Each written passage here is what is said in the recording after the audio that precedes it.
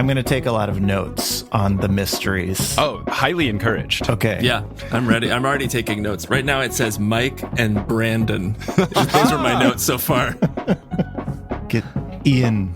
Ian, you want to get that down there too. I know you, Ian. You're the charity I'm playing for.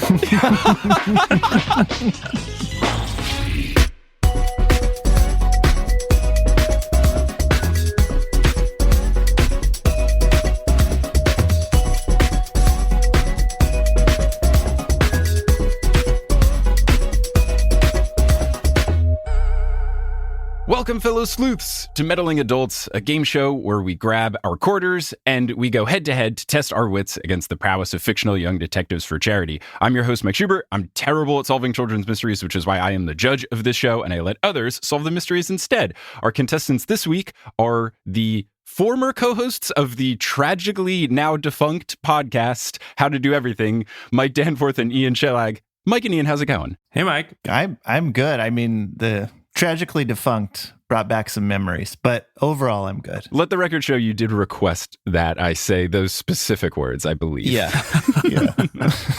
No, seriously, it was one of my favorite podcasts that exist. Of course, I found it after it already had gone away. So it was just sad when I was listening on my podcast app, it had like the little red number of total episodes. And then every time I would listen, it would just get smaller and smaller. So I am sad that it's gone, but it was a fun time while it was there, wasn't it, folks? Oh, thanks for saying that, Mike. You don't have to say that, but thanks. I think it's a great show. I think everyone, even though it's gone, you can, go through a fun little time travel from the I don't even know what the mid 2010s are called. There's not like a fun name like the aughts for it, is there? I tried to get Odilios to happen, but it pretty much just got on with myself. I'm happy to bring the Odilio mantle into the forefront and make that happen. But this game show is for charity. You two will be playing for charities. So, Ian, which charity will you be playing for today? I'm going to play for Water Drop LA, which provides clean water for unhoused people. And yeah, they're good people. That's fantastic. How about you, Mike? I'm going to play for the Breast Cancer Foundation, Susan G. Komen. Okay, that's great. I love it. Two great organizations. So here is how the game will work. I'll be recapping 4 quick mysteries from the esteemed children's novel series Encyclopedia Brown. Hopefully neither of you have read them ahead of time, or at least if you did, it was long ago that you don't remember it. I'll lay out all the clues, I'll ask for your accusations, and each correct guess will earn you points, but there's also bonus points at stake. If your guess matches my incorrect guess when I was taking notes for the show, you'll get a Misery Loves Company bonus point. And if you do anything fun, just a particularly wild guess, I know you two very much enjoy throwing banter back and forth at each other. Any good burn or dig, that's encouraged. It's 2021 and the world's not great, so anything that makes me chuckle is worthy of a bonus point here. Something about that, I really felt a lot of pressure to say something, but like everything I thought about, like any kind of dig, it was just Mike's a bad person. Like I couldn't, nothing real natural came. Gonna have to be a little more creative for bonus point territory, but your head's in the right space. At the end, whoever has the most points will earn money for their charity. But with all that being laid out, we can put the pedal to the metal and get ready to solve some mysteries. But do either of you have mystery experience, or were you big readers or viewers of mystery programs growing up? I love mystery programs, but I've never read Encyclopedia Brown. And was that a TV show too? Was there a TV show based on that? I don't think they made an exact Encyclopedia Brown TV show, but I know there is a recent series called Kid Detective, which I think is highly inspired by Encyclopedia Brown, and it's about him growing up and becoming an adult detective. I think it's like very much Encyclopedia Brown without legally saying it in the title, but I don't know if there's ever been a direct TV show. Okay. And if there is, I want to watch it because I love Encyclopedia Brown. Oh, right on. I'll tell you, I really loved Encyclopedia Brown too, but I've had one stuck in my craw for, I guess, 30 years now. I remember the solution. I don't remember the mystery, but I remember getting to the solution and being so mad that there had been no clues. It was just like Deus Ex Machina, Encyclopedia Brown, that you learned I guess there was a missing penny, and the solution was it was hidden under the mustard on a hot dog. And I'm still mad. It might have been the first time I was ever mad and I'm still mad.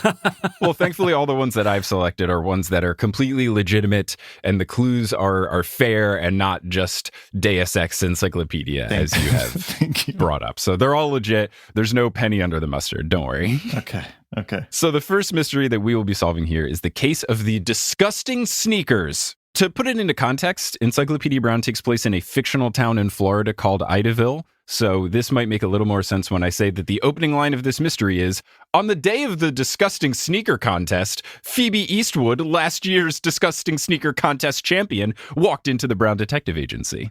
So there is a contest basically for who can have the most disgusting shoes in town. That is what's at stake here. Okay. Got it. But thankfully, the narrator notes that she has on shoes, one is disgusting and one is not. So the narrator says, quote, Encyclopedia immediately knew that something was afoot. Ooh. She had been wearing the same pair of shoes all year, and she says to Encyclopedia that someone stole her right shoe, which was the more disgusting of her two shoes, right before the competition. So she wants to hire Encyclopedia to figure out who stole her disgusting shoe. She notes that it had two large holes in the front, and the narrator describes it saying as her toes poked through like stunned tadpoles, which is just some wonderful wordsmithery from author Donald J. Sobel here.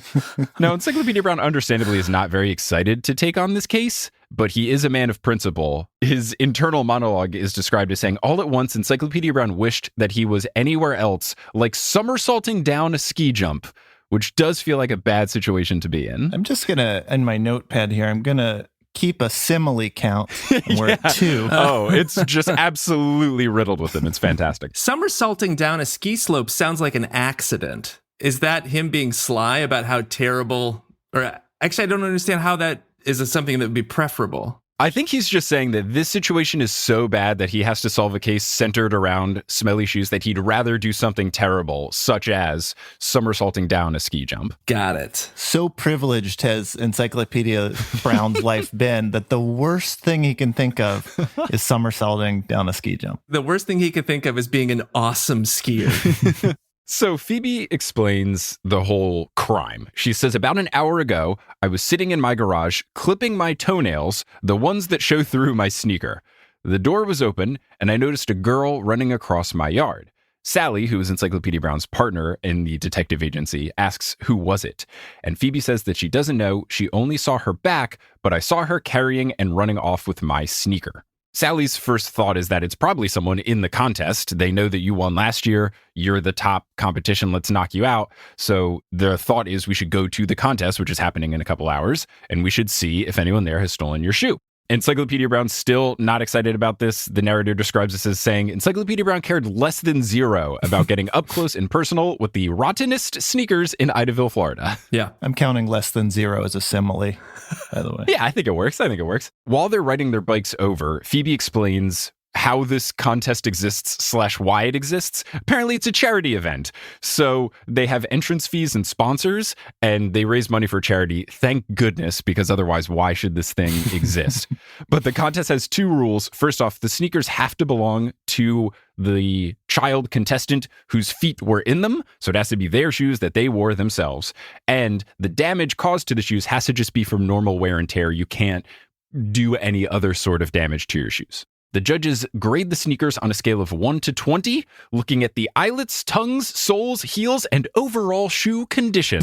These are the categories of the disgusting sneaker contest. 20 being most disgusting or least disgusting? Most disgusting is a 20. Okay. I get it. So as the 3 of them show up, the judging is just about to start, and Phoebe's classmate, Anne, she comes running over to them. She says that she was worried that something happened to Phoebe, and Phoebe says, yeah, something did. Someone stole my right sneaker while I was clipping my nails. Sally immediately wants to look for Bugs Meany, who is the local town bully, because gotta be public enemy suspect number 1. But he's already been kicked out of the competition because the judges determined that he took a weed whacker to his shoes. So he's already been removed. Can we just, I'm sorry, but I feel like with a name like Bugs Meany, you didn't have any choice but to become the town bully. No, you're setting yourself up for failure right there. He's also a victim. There's some sort of psychological thing. I can't remember the name of it, but there's a thing where like if your last name is a certain profession, you are more likely to become that profession. Yeah. So if your last name is painter, you're more likely to become an artist. So I guess with the last name Meany, you're just bound to become a bully when you're 11 years old. We did a thing on our show, Danny, that I think people with initials that spelled out bad words had statistically significant poorer life outcomes. Whoa. Like if your initials were ASS, you would have like lower lifetime income. And then there was something that a statistically significant, like people named Dennis were more likely to become dentists than other people. I guess there's just a nice ring to Dennis the dentist. Yeah. It's funny with the life expectancy thing. Maybe there's just a correlation between getting bullied relentlessly in school and life expectancy, because I feel like the only time embarrassing middle names and initials come up is inevitably in third grade when you have to do some sort of project and everyone learns that your middle name is, Gertrude, and everyone starts making fun of you for it, or that, your initials spell ass. Like, I don't think there's ever been a time where I've signed a legal document and I put my initials and then the person behind was like, this fucking guy. Your initials are butt? Come on. Well, is Bugs a nickname, or is that short for something? Is Bugs another version of Margaret? Oh. Is that a nickname for one of those types of names? They never clarify. The only thing we know about Bugs is that he's very rude. He's the leader of his gang called the Tigers, and he wears a crown. At least in the illustrations, his accessory of choice is a crown. It kind of looks like one of those paper Christmas cracker things from the UK. Mm-hmm. He wears that, at least in the first 17 Encyclopedia Brown books that I've read. And in this 18th one, which I've done for this series, he has switched to a backwards hat. So this one was written in 1995. Maybe they decided, we got to be with the times, backwards hat time now. I get it. So he's already been kicked out. Sally is thankful that he has, because apparently he had been bragging all week that he was going to be a shoo-in to win. Ooh. Yeah, he should have been disqualified for the pun alone. So Anne says that she has already been judged. She is currently in the lead, and there are a bunch of people left to get judged. Most notably, Stinky Redmond, again, living up to his name. Like, he's identified as top competition. Stinky Redmond and Tessie Bottoms. Oh, man. This is a slippery slope. If we're going to start talking about how Meany is mean, Stinky stinks, what do we conclude about Tessie Bottoms? Anything? She is the 8th grade bully and no one likes her, as the narrator describes. So that's what we've got to go on. So Tessie Bottoms goes up to get judged. She gets 17 points out of 20, which puts her in the lead. And she struts over to Phoebe, talking smack. Her smack talk insult of choice is, "Top that, kiddo," which feels like she could have done better. Yeah. Mm-hmm. But Anne immediately comes to Phoebe's defense, saying, "Knock it off, Tessie. Phoebe's not even entered in the contest this year. Someone stole her right sneaker while she was clipping her toenails." Tessie replies with, if she ever learns what socks are for, she won't have to worry about her toenails, which I don't know how Tessie became the 8th grade bully, because she does not seem very good at bullying. Like 0 for 2 on the insults here. That's like you're a bad person level bullying. Can we take a minute, though, to celebrate the confidence that all these junior high kids have, that they're talking, about cutting their toenails openly. Those are the most cruel years for kids, right? And we already know that this one girl's talking about clipping her toenails. They're celebrating how terrible their feet and shoes smell. And no one's being ostracized for that. They're actually getting rewarded for it. And it's charitable. They're indirectly raising money for charity through this process. Yeah. And it just feels like a bad situation, especially for people in middle school. They're all 11 years old, or some of these people are older, but the main characters are 11. I remember blowing through shoes at that age just because I was growing. Yeah. So to have the same pair of shoes for an entire year in 5th grade feels like that could be detrimental to the foot health of Idaville, Florida. Oh, yeah. Like, it doesn't seem a good practice. A lot of cramped toes in Idaville. Truly. So suddenly there's a big fuss at the judges' table because Mrs. Carstairs, one of the judges, she swoons and faints and can't continue. And as she's being helped away, she says, "You've got to smell this contest to believe it. I should have brought a gas mask." So very intense at the disgusting sneaker competition. Sally then remarks, maybe the judges should be the one winning the prizes. So then Stinky Redmond gets called up.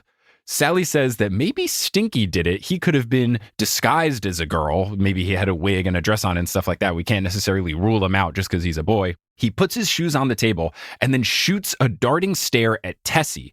Now, Phoebe thinks that this is suspicious because if he was going to stare down anyone, it should be Phoebe, who is the top competition that everyone's afraid of. And Phoebe hasn't told everybody that she's not entered this year. So she thinks it's odd that he's basically ignoring her without having known that she's not in the competition. So maybe he already knows she's not in it because he stole the shoes. Anne thinks that sounds convincing. Sally thinks that sounds convincing, but Encyclopedia Brown is deep in thought. And at 3 o'clock that afternoon, when the winners are announced, Stinky comes in first place, Tessie comes in second place, and Anne comes in third place. But Encyclopedia Brown goes up to the winner's circle and stops the prizes from being given away because he accuses the thief of stealing Phoebe's shoes, and he's able to correctly deduce it. But I turn it over to the two of you. Who do you think is behind the shoe theft? Oh, baby. Anne, who got third place, is a friend of Phoebe's, right? It says she's a classmate. Oh, okay. I don't know if that's supposed to go either way. All it says is classmate, but she is at least acting nice towards Phoebe. And she was the first one to come up to Phoebe because she was concerned, right? And Phoebe told her what was happening. Exactly. Anne was like, I was wondering where you were. Like, why weren't you already at the competition? I was afraid something happened. Tessie's in second place. Stinky won. Of course he did. With a name like Stinky. Bugs Meany was disqualified. He's not even a factor. So he's not even on the list of people, right? He's at least not at the dais, and he wasn't at the competition at all. They didn't even see him. He had been removed from the competition before the detectives even arrived. He had been kicked out already. Got it. All right, I'm going to write down who I think it is. Put it in an envelope, mail it to me. Yep. All right, well, Ian, do you want to go? Should we go 1, 2, 3? Yeah, that's fun. Full name? Yes. Okay. Full name. Here we go. 1, 2, 3. Tessie Bottoms. Ooh, all right. So you both have the same guess, but what led you to this decision? I'm picturing a conspiracy. Ooh. Yes. That Stinky was aware of, but not in charge of. Ah. It's not fair. I'm going on Tessie's reputation. Valid. I saw no specific clues leading, but it seems like she had the most to gain. She'd shown this kind of behavior in the past, and others were somewhat suspicious of her. So that's what led me to Tessie. Okay. What I would say, Ian, about Tessie, one thing that does indicate maybe a flaw in her character is that when she won, she wasn't magnanimous in defeat, or when she, got the score that she got, 17 out of 20, she turned to Phoebe, who we knew was having trouble. What she said to Phoebe was, top that. She has a propensity for cruelty.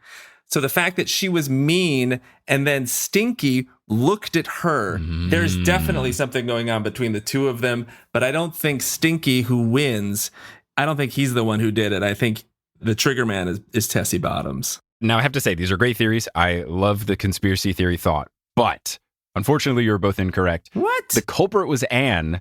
And the giveaway is that when she comes to Phoebe's defense, she says to Tessie, leave her alone. She got her shoe stolen while she was clipping her toenails. But when Phoebe told Anne what happened, she just said, I was clipping my nails. Whoa. She didn't qualify that she was clipping her toenails. So the only way that Anne would have known that she was clipping her toenails is if she saw it when she stole the shoe. Well, I've just been picturing Phoebe with beautifully groomed nails through the whole story, a French manicure. So it didn't even occur to me. My question is, what's Anne's last name? I didn't think it was particularly telling, but yeah, maybe her last name is Anne Shoe Thief. Yeah, I mean, everybody else's last name has some sort of character trait assigned to it. Mike, how do we know you're not in on this? That's a key piece of information. Mike Crafty host. Her name is Anne Little. Anne Little. Okay. I have awarded you each a bonus point for the conspiracy theory, and I did just give Ian a point for calling me Mike Crafty host. So at the end of the first round, Ian has a very slight lead, 2-1. Oh. All right. I think I get it now. I feel like I understand what we're up against here. Yeah. There's a level of detail. Yeah. I feel both more confident and more anxious. Yeah. Moving into the next mystery. The exact energy we're looking for here. So we get into the next mystery, the case of the smuggler's secret. Now, this mystery, I will say, has a very different aura from the stinky shoe competition because Encyclopedia Brown and his friend Charlie Stewart are camping, and they are woken up in the morning by the sound of falling rain, but also a helicopter landing in a clearing nearby where their campsite is. Are these human smugglers? Thankfully, no. That would be a different tone. Vastly different tone. Okay. That's for the Encyclopedia Brown gritty reboot when he's older. But for now, you'll see what they're smuggling, and it's far less severe. Okay. So this helicopter lands in a muddy clearing. The boys naturally go to see what's up, and they hide behind some trees. A gray van drives up, and a driver gets out, and the pilot gets out of the helicopter. They move 3 large boxes from the helicopter to the gray van. They shake hands. The pilot takes off, and the driver tries to drive off, but because he's in mud, the wheels on his van just keep spinning. So he heads over to the woods where Encyclopedia Brown and Charlie are hiding. So they run away because he's going to get like a stick to put under the tire to get out of the mud. I've never had to do this, but the narrator says that's what he's doing, and I believe the narrator. They run away, and their plan is to go home to tell Encyclopedia Brown's father, who is the chief of police, conveniently. They are going to tell him what's going on. But as they're riding their bikes home, they see the van drive. So they decide, well, let's just follow the van. We're 11-year-olds. This is fine. So they chase after the van on their bikes, and the van turns into a alleyway, always a good sign, and it stops at the rear entrance to R.C. Duggan's Import-Export Shop, which I guess is like the kids' book way of saying that it stopped at a pawn shop. Yeah. Oh, yeah. So the driver and a large, dark-haired man unload the boxes. No one is named here. Just a large man with dark hair. They unload the boxes, and Encyclopedia Brown and Charlie are hiding behind a dumpster. And then the big man says, "That does it. Ditch the van and get back here." So the driver drives off with the van, and then the dark-haired man goes back into the import-export store. Once he goes back into the store, Encyclopedia Brown says, "Let's take a peek." So they go inside to see what's up. They slip through the door and enter the storeroom, and they see the 3 large boxes. They're against a wall, and each box has a shipping label on it in Spanish that says that they were shipped from Peru, and they are addressed to an address in Spain. So Encyclopedia Brown opens one of the boxes, and inside, thankfully, it's just old pots. Pot smuggler. Since Encyclopedia Brown, I guess, is well-versed in pottery, he notes that they look like ancient native South American pots. But he says that he thinks they're copies, and what led him to this conclusion is that on the bottom of each pot, the word copy is painted on. So it says copy, but it's painted on in some sort of substance that easily rubs off. Like he rubs his finger on it and it just comes off. Each pot in the box has this on the bottom of it, and each of the 3 boxes is just filled with these old pots that say copy in the bottom. It's a real turn in Encyclopedia Brown's character who ran away at the first hint of danger in the woods. But now that he's at C.C. Duggan's, what's it? R.C. Duggan's? R.C. Duggan. He seems to be in a lot more danger from what I could tell, but he's going so far as to remove these pots and rub them. Yeah. Well, there are 2 of them. He is with Charlie. And for all we know, Charlie could be 40. So Charlie Stewart is a kid in town. We do have some backstory. He collects teeth for fun. Oh. So maybe Charlie is so creepy that he's not afraid of anything. Like if you've got Charlie, you're fine. Yeah. Because if you're comfortable with the tooth collector guy, what's there to be afraid of? It's not creepy when the tooth fairy does it. It's fine.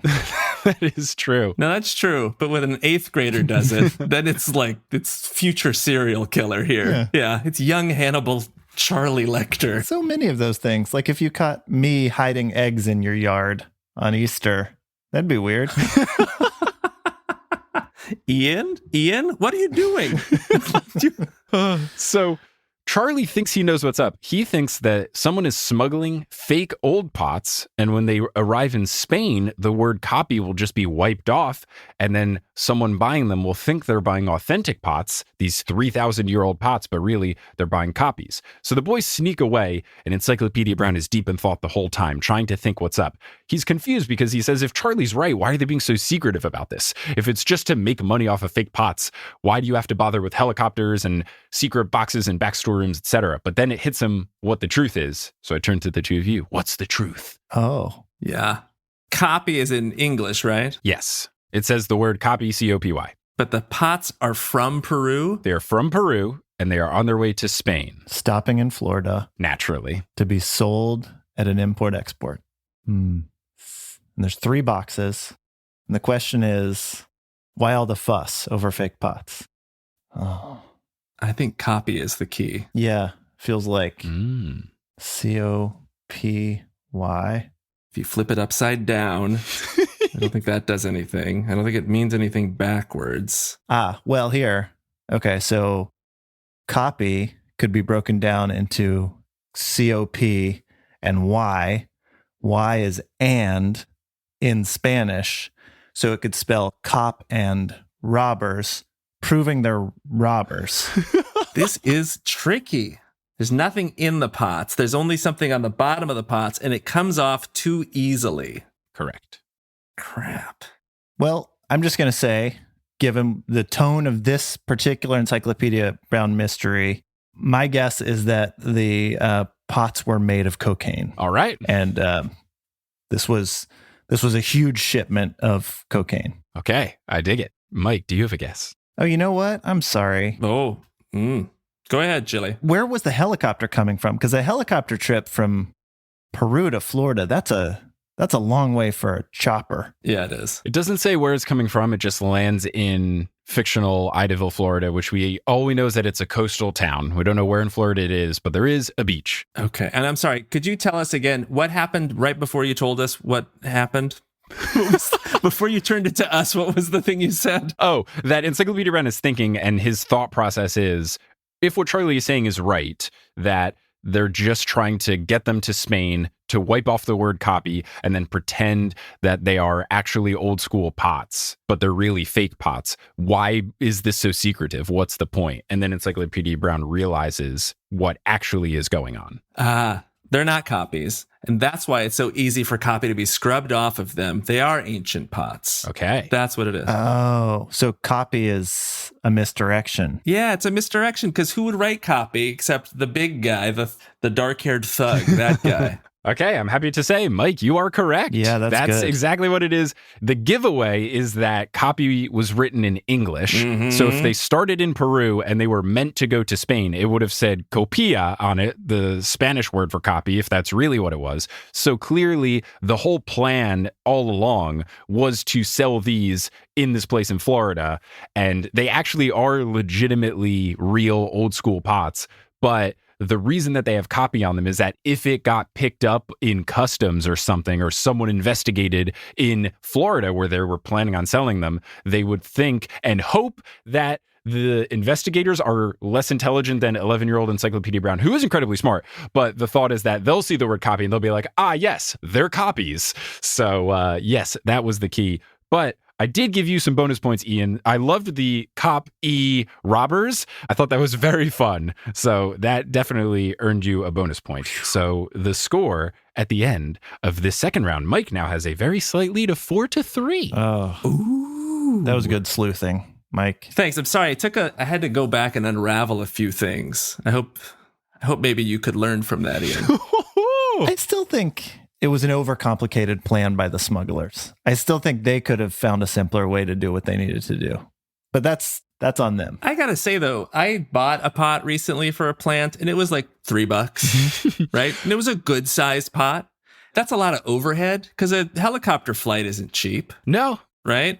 I don't know. Maybe there's an industry there. Maybe they're making a big return on those things. So the solution said that they stole them from a museum and they were selling them to people. They were going to sell them as authentic old school pots. They just weren't going to tell people like, hello, we stole these from a Peruvian museum. Ian, I forgot to mention, I did give you another bonus point. You earned the Misery Loves Company bonus point with your guess of, I don't know, is it cocaine? I had no idea what was going on. So I said, I don't know, is the clay valuable? Like, can they melt the pots? Like, so that was my guess. So yeah, it's actually 4-4. Oh, all right. I like that scene where Encyclopedia Brown reaches in, sticks his finger in there, and then rubs his gums. It's like, yeah, hold on, Charlie. This shit runs deep. We're not safe. We got to get out of here. Just kidding. It's now 5-4. Mike got a bonus point for gritty cocaine checking. Encyclopedia Brown. Yeah.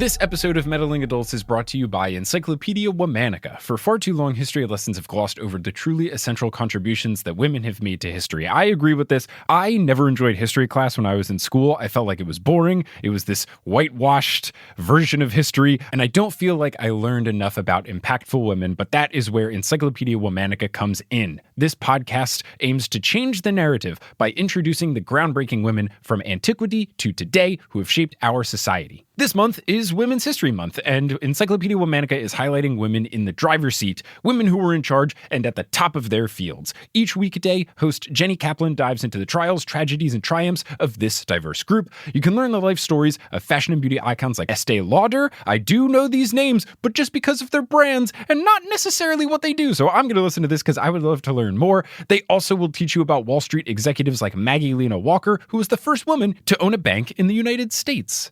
The bite-sized episodes pack painstakingly researched content into fun, entertaining, and addictive daily adventures. You may or may not already know these women, but you definitely should, and if you've heard of them, you can learn more, so subscribe to Encyclopedia Womanica wherever you get your podcasts. And this episode of Meddling Adults is also brought to you by Magic Spoon. If you're anything like me, your hunger seems to kick in at exactly the wrong times, like 2 minutes before a Zoom call, 5 minutes before you have to leave to go somewhere. So if you want some delicious food in a quick way that is also nutritious, you can have a bowl of Magic Spoon cereal. In addition to tasting great, Magic Spoon is good for you. It has 0 grams of sugar, 13 to 14 grams of protein, and only 4 net grams of carbs in each serving. And it's only 140 calories per serving. It is keto-friendly, gluten-free, grain-free, soy-free, and low-carb. And there's exciting news. Magic Spoon will be releasing 2 amazing new flavors this month, March, for a limited time only. We're talking about cookies and cream and maple waffle. And if that isn't the most comforting, indulgent combination possible, then I don't know what is. It's the ultimate treat yourself combo, so make sure that you get some while you can for a limited time. Or build your own box. They have available flavors to build your very own custom bundle. Those flavors are cocoa, fruity, frosted, peanut butter, and cinnamon.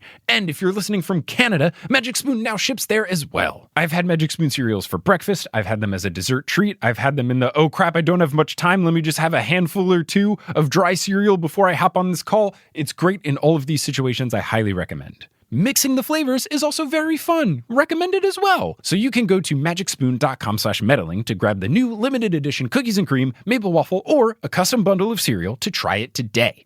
And be sure to use our promo code meddling at checkout and save $5 off your order. This offer is now good anywhere in the US or Canada, but only when you use our code at checkout. Magic Spoon is so confident in their product that it's backed with a 100% happiness guarantee. So if you don't like it for any reason, they'll refund your money, no questions asked. Remember, get your next delicious bowl of guilt-free cereal at magicspoon.com/meddling and use the code meddling to save $5 off. And thanks, Magic Spoon, for sponsoring this episode. And let's get back to that episode.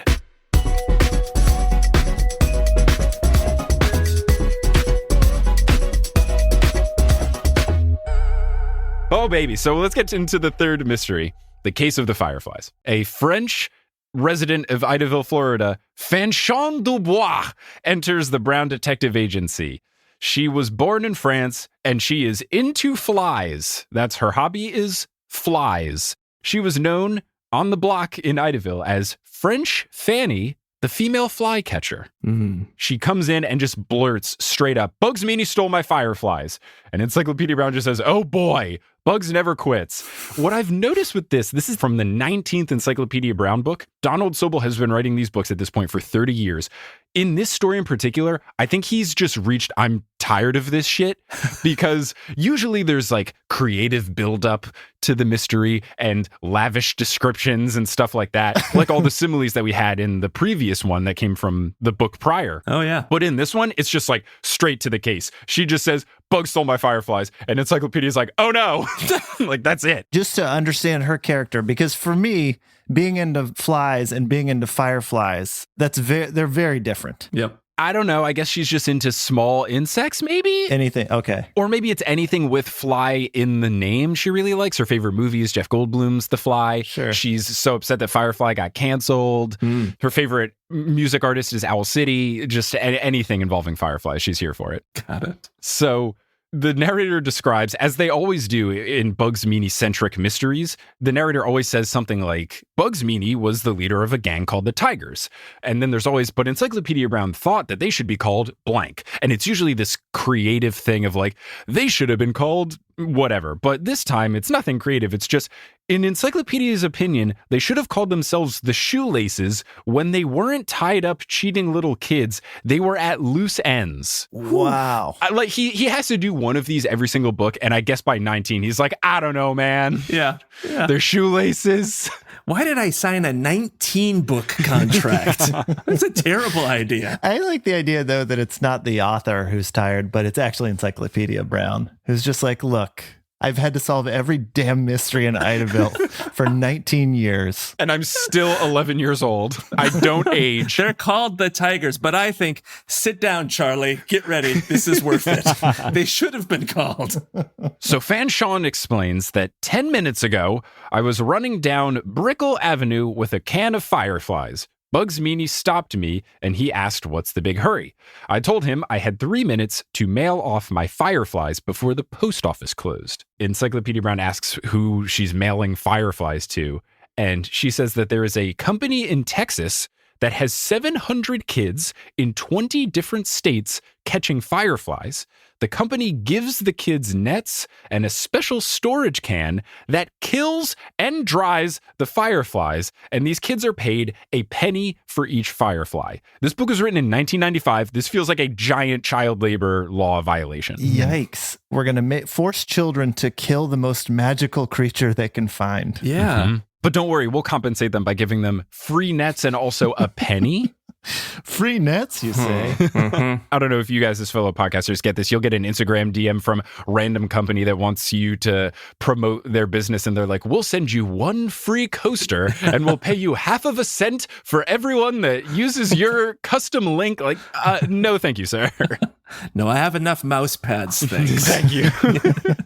So Encyclopedia Brown asks if Bugs just stole the can from her straight up, and she says not right away. First, he laughed and said that little girls shouldn't play with fireflies, so yay, misogynistic Bugs Meany. That upset her, and she lost her temper, and then, like a dolt, I told him the fireflies were worth a penny apiece, and that made dollar signs light up in his eyes, and he stole the can. I'm surprised. Are you guys surprised that the person whose hobby and love is flies, she's super into flies, yet she's participating in an operation that kills them by putting them in a container and then ships them to some guy? Like, I didn't realize that she was like a taxidermist with flies. I assumed she was someone who liked them, like you like butterflies. You have a whole room filled with them, right? Yeah, whatever happens with this mystery, somebody needs to look at her. Yeah. There's something else going on there. Yeah, I'm starting to feel like Charlie's not the weirdest person in Idaville anymore with his teeth. So Fan Sean wants Encyclopedia Brown to get them back. She says there's no way that he was able to mail them off to the post office in time, or I guess figure out what address to mail them to. So she's convinced that he still has them. So they head on over to the Tigers Clubhouse, which is in a shed behind an auto parts store in Idaville. And while they are riding their bikes over there, Encyclopedia Brown, living up to his name, just starts spitting lightning bug facts, just starts saying fun stuff about fireflies. He says that male fireflies light up to let the females know that they are around. And the female fireflies wait in bushes or tall grass and then flash their light to say that they are interested, which seems like a nice policy. He also says that he read up about that company in Texas that sends the cans and the nets. And when the cans are full, you mail them to the person in Texas. And then part of the firefly, the part that lights up, is then sold to hospitals and laboratories for medical purposes. I have no idea if this is real, but it makes me feel slightly better about what they're doing, because at least it feels somewhat altruistic, but I don't know that I buy it. I've never heard of that. But I apologize for what I said earlier about Dubois. Oh, I have heard of this. In fact, I think that's how they get the Fireflizer vaccine. Bonus point for the pun. Amazing. 6-4. Yeah, that's right, Ian. Bonus point for the pun. That's an addition, not subtraction. Actually, I have our friendship scoreboard here, and I subtracted a point from you. God damn it. All right, that's fine. But you have earned a bonus point for bringing up the friendship scoreboard. Very important that that gets brought into play. I like that being in the mix. I knew the risks. So Fanchon says, good golly, Encyclopedia, is there anything you don't know? And he doesn't say this, but I said this at my book. I screamed, his name is Encyclopedia. Like, he wouldn't have earned that nickname if he only knew some stuff. Like, he's not Thesaurus Brown. He's Encyclopedia Brown. He's not Pamphlet Brown. Exactly. So when they get to the clubhouse, Fanchon immediately recognizes her can, and Bugs snarls. And again, he usually has some sort of fun insult here, some sort of actually good dig, but he says, look what's come down the beanstalk, make like a bumblebee and buzz off. I don't think bumblebees hang out around beanstalks. Encyclopedia Brown is not a giant, and just saying make like a bumblebee and buzz off isn't any sort of pun. I have no idea what he's going for here. I guess bees are pollinators. A beanstalk would probably need to be pollinated, but that seems like an awfully smart kind of agricultural bit of knowledge for Bugs Meany to throw out, right? I do like that the bullies in this town are using their words rather than violence. They're not doing it well, but at least they're trying. Right, exactly. So Encyclopedia Brown accuses Bugs of stealing the can from Fanchon. And again, Bugs, with an insult that I don't get, he says, fan her head. The kid's been sniffing too many gumdrops. Very confused. What's also very fun is that I read these books very legally from a very legal website that turns these books into PDFs. And sometimes you get weird character things where instead of an apostrophe, it'll be like a pound sign or something. But in this particular case, instead of an O in gumdrops, it was an O with an umlaut over it. So it makes me think specifically that she's been sniffing too many German gumdrops, or however you would pronounce that. Gumdrops. Yeah. Gumdrops. So Encyclopedia Brown points to the can and says, that's Fanchon's can. And Bugs Meany says, you must have a leak in your think tank. Back to being with some good insults. This one at least makes sense. Solid. You must have a leak in your think tank. Me and my tigers caught these fireflies ourselves. He explains that everyone thinks he's this roughneck type character, but he actually loves nature deep at heart. And Encyclopedia Brown is not buying this. He's like, okay, yeah, sure. Next, you're going to tell me that you caught these fireflies in the baseball stadium last night. There was a stadium at South Park. This is the same place where the Smelly Shoe competition happened. And it's completely enclosed by a wooden fence, but the gates are never locked up. But Bugs smirks and says, nice try, wise guy. It was raining last night. We caught these fireflies Tuesday night, right after the girls' softball doubleheader. So then Fanchon says, since when are you interested in fireflies? And Bugs Meany says that the tigers are working to save energy. They're going to turn the fireflies into a cheap light and then earn the thanks of a grateful nation, in his words. And Encyclopedia says, well, that's not going to work because the fireflies are dead. And Bugs tries to recover from this, saying that, yeah, I know these fireflies aren't for light. They're for research. We're studying them. We have to move carefully step by step like a true scientist. You know, Thomas Edison didn't invent the light bulb in a day. I don't know if he did, but maybe he stole the idea for the light bulb from Tesla in a day. So maybe that's how he did it. But Encyclopedia Brown just says, give it up, Bugs. I know that you stole the can, and he's able to prove it. So I turn to the two of you. How's Encyclopedia Brown able to know that he was lying? Whew. Well, I think with Encyclopedia Brown's encyclopedic knowledge of fireflies, he knows that a softball doubleheader would have gone so long into the evening that the fireflies would have no longer been active. They would have no longer been lighting up. Therefore, they would have been impossible to catch at that hour. Okay. All right. I like it. Mike, what about you? Okay, so hold on a sec. So I'm sorry, I have to go back and unravel a couple facts.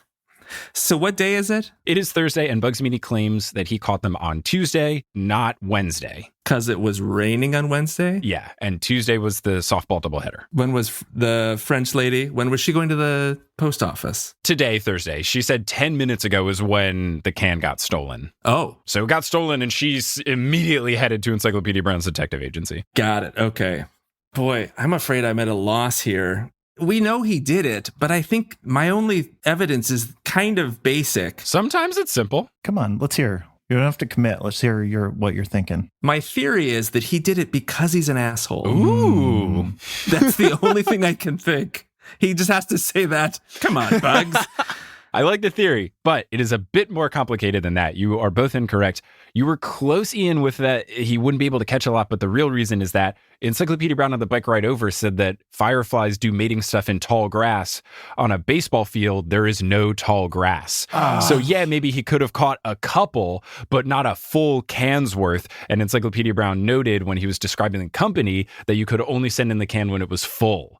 So that is how Encyclopedia Brown was able to know he was lying. My guess was like, maybe the fireflies wouldn't die over the span of 2 days. So he could like open the can and let's say, look, they're still alive. But yeah, it was the lack of tall grass in the stadium. Now, I come from a small town where the baseball fields are not well maintained. Yeah. And so we would often be playing in chest-high grass out in the outfield.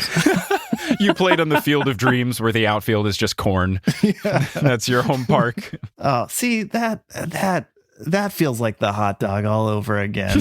Oh, no. I was picturing them, maybe they're beyond the fence.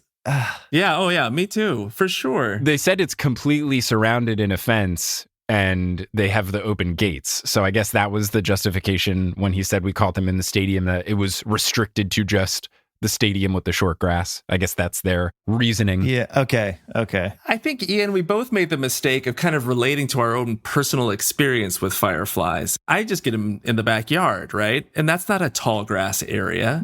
It's just a regular grass area. They're all over the place. Yeah. I guess my experience was just seeing them in woods, which I don't know if trees count as very tall grass in a way. Very thick grass. Thick, tall grass. Hard grass, yeah. Yeah, I'd like to see you grab your lawnmower and see if you can cut that grass, Mike. Try that out. See what you got, hot stuff. I'm just going to put some ornaments on my my Christmas tall thick grass. But I think if we all leave this mystery with the image of the Tigers, the only gang in town, going out together to catch fireflies in a field, that's very beautiful. It would be nice. It would be nice to see. Frolicking about. Yeah. So the score is 6-5 as we get into our final mystery, the case of the violinist's chair. So it's Sunday afternoon. Encyclopedia Brown and Sally are at the Collector's Show at the Idaville Convention Center. This is a collector's show where people who collect things out of hobbies are able to sell things. So I guess it's just a flea market, but it's called the Collector's Show, apparently. So as they're walking through, they see their friend whose name is Faye Xananikis. Faye Xananikis spelled Xanikis. Just super normal names here in Idaville, Florida. Got it. She comes up and she's very upset because her antique chair was stolen by someone named Taggart Smith. So she explains what happened. She says last month she found a wooden armchair in a neighborhood trash pile. She took it home and with her father's help, restored the chair, fixed it up and put it out on her front porch. But then the next morning it was stolen. And she says that she didn't see it again until today at Taggart's booth at this convention center event, and he is trying to sell it. So she wants Encyclopedia Brown to prove that he stole it so that he can't sell it and she can get her chair back. They head on over. Sally is very upset. She doesn't like Taggart at all because he is the 6th grade bully. So we've already dealt with Tessie, the 8th grade bully. Taggart is the 6th grade bully. Sally's not a fan. Sally, it is important to note, is not only the prettiest girl in Idaville, Florida, but she's also the toughest girl in Idaville, Florida. And she has beaten up Bugs Meany on multiple occasions. Yeah. So she's got a nasty 1-2 punch that she can dish out if the situation calls for it. So they head on over to Taggart's booth. He's sitting on the chair, and Sally marches straight up to him and says that Faye says the chair you're sitting on belongs to her. Taggart hops up and says, "Her chair? This kid needs oxygen." And Faye says, "You stole it off my porch." And he says, "If you wish to buy it, I'll give you a deal on the price." And Faye says, "I'm not going to buy my own chair back. Give me my chair, Taggart." And she even goes on to say that I put my initials FX on the bottom of the chair. I'll show you. And she takes the chair, flips it upside down, and sure enough, it says FX on the bottom of the chair. But Taggart smiles slyly and says, "Those aren't your initials. The FX stands for Francis Xanathip." Francis Xanathip, Xanathippe. Now, the narrator, not even a character, the narrator describes Francis Xanathip. Francis Xanathip had been Idaville's finest musician. As a teenager, he had started a business clipping and cleaning the hind half of cows. Farmers disliked the job, but a state law required it be done for sanitary reasons. As he worked, Francis Xanathip hummed to himself. This began a career in music. By the age of 40, he was the first violinist in the State Symphony Orchestra. That is the backstory of Francis Xanathip. By the age of 40? Yeah. That seems old. Yeah. Yeah. What's the opposite of a prodigy? That all feels like, oh, that makes sense. Yeah, you're 40 years old now. Okay. Yeah, cool. That's a nice. pretty good trajectory. Yeah. So Taggart says that this is the chair that he sat in while he practiced his violin inside his home. Apparently, he died 5 weeks ago, and before his widow moved to Greece, she cleaned out the house, and that chair just ended up in the dump. So he went to the city dump, saw this chair, he picked it up, and he's going to sell it at this event. Sally says that she's never heard a worse lie, and Taggart gets very upset, and he says, that does it, I'm calling you out. And Sally then over the top bows and says, after you, and they take it outside. Ooh. They go outside the convention center, and there's a legitimate fight scene between the two of them that is described in detail. They have a bit of a back and forth of, throwing some insults at each other, nothing incredibly cutting. But then before the fighting begins, Sally says something rude to Taggart. Taggart roars and swings a haymaker. Whoa. Sally slips it and stings him with a rap on the ear. Taggart stepped back, surprised. He went into a dance, trying to confuse her with his speed. Sally was faster. Her jab beat taps on his nose. Soon she had him wobbling around like a boy learning to walk on stilts. Curtain time, she said at last, and fired a final 1-2 punch. The 2 punches must have felt like 10, as Taggart doubled over as if to get a closer look on the best place to land. Sally then blows on her knuckles, and then leaves, and then turns to Encyclopedia Brown and says, you can prove that he stole the chair, right? Ooh. And then he says, well, of course. And then he does. But we've gotten a couple things of Sally beating up people, but never in such incredible detail. But apparently Encyclopedia Brown knows what's up. So I turned it over to the two of you. That was thrilling. I know, right? Yeah. It's incredible stuff. Good work, Mike. That you really saved the best or most thrilling mystery for the last one. That was good. Trying to end us on a thrillingest of notes. And I did put the hardest one third so that we didn't end on a sour note of, oh, tall grass, fireflies, womp womp. Anyway, thanks for listening. So my theory is that Francis Xanathip's wife murdered him before moving to Greece, where there's no extradition, which Encyclopedia would know immediately. Mm-hmm. I'm not going to think that's right. That's pretty good, though. I like it. It goes in line with our cocaine clay pot mystery from before. Yeah. Oh, yeah. All right. So the initials are the key to unraveling this mystery. Mm-hmm. They are a factor. Uh-huh. Encyclopedia Brown at least knows that it's not Xanathip's chair. In the solution, they don't disqualify any element of the Francis Xanathip story, since it was told from the narrator and not Taggart. So all Taggart said is that this is his chair that he practiced the violin on indoors. This armchair with like a cushion on the seat and the two arms. That's what the illustration in the book looks like. So all we know from Taggart is that he says it belonged to this guy, and this is the chair that he would practice his violin in. Everything else about cow clippings and becoming an anti-prodigy is legitimate and canon according to the narrator. Those are not false. Got it. But anything Taggart said is up for grabs. I'm going to say, wouldn't somebody with the slow blooming talent to rise to the ranks of the Florida State Symphony, wouldn't that person practice standing up? It's so basic. You're absolutely right, Ian. Also, it'd be weird that Faye Xanakis? Sorry. Yeah, Xanakis. Faye Xanakis and Francis Xanathip. It'd be weird she would know that there were initials under that chair if it wasn't her own. Because it came straight from the dump. Mm-hmm. From the city dump, apparently. I think Ian's absolutely right. You practice the violin standing up. You don't sit down to do it. It's a bad lie. And I still feel bad for Francis Xanathip's wife, whose name gets dragged through the mud.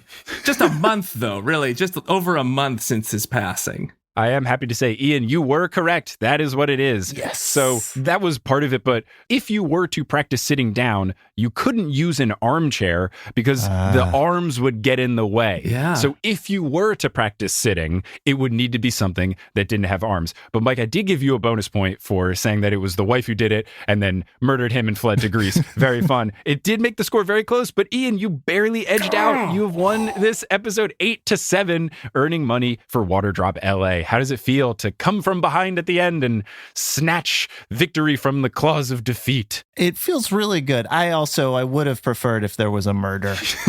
So I'm sad that wasn't the case. I also I think the format of your game where the winnings go to charity is really wonderful, but I also feel like I just stole from the Susan B. Komen Foundation, which feels awful. Yeah, you did. So could we split it? You know, there's no hard and fast rules. If you want to split it, if that's how you feel, I'm happy to do that for the first time in Meddling Adults history. Oh, way to go. Let's go 51-49. 51 for me? No. So I still win a little bit. Oh, all right. I like it. Yeah, we'll go 51-49 in favor of Water Drop LA. So we're still giving money to the Susan Komen Breast Cancer Foundation. Look at that. Everyone wins, but Ian wins just ever so slightly more. Except Mike. Sorry. Ian, I want to give you credit. Ian, you remind me of a young... Sorry, hold on. Let me check my notes. Your come from behind victory really reminds me of a young Tessie Bottoms, who also came in second place. Never mind. You remind me of a 38-year-old Francis Xanathip who was just years away from learning to play the violin. On the cusp of greatness. Oh, man. Well, Ian and Mike, thank you so much for joining. This was a complete joy. I mentioned the tragically defunct podcast of How to Do Everything, which I highly do recommend. But if you would like to promote things that are currently alive, Ian? Hey, all right. Is there anything you would like to tell people to listen to that is ongoing? Yeah, I have another podcast called Everything is Alive, where I interview inanimate objects. And Mike Danforth once appeared in an ad on that show.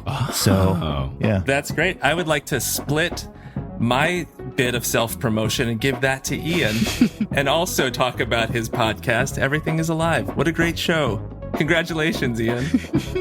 Oh, man. Well, this is great. Thank you guys for joining. You can listen to Everything is Alive wherever pods are cast. But I got to say, this was a very, very solid episode. You guys were on top of the ball, and clearly you're two very competent and sleuthy meddling adults.